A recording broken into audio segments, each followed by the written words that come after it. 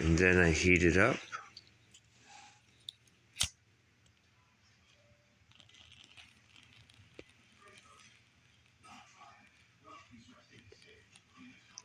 Get it nice and hot. Now, flatten it. Now stretch the head.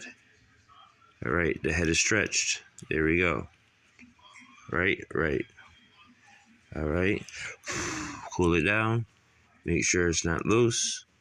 Take the same head that didn't fit. And 1 second. Give me a second, guys.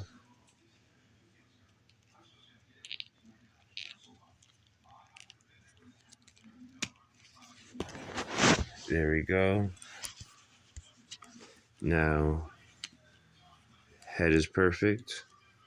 Head fits on. Head is connected. Head don't fall off.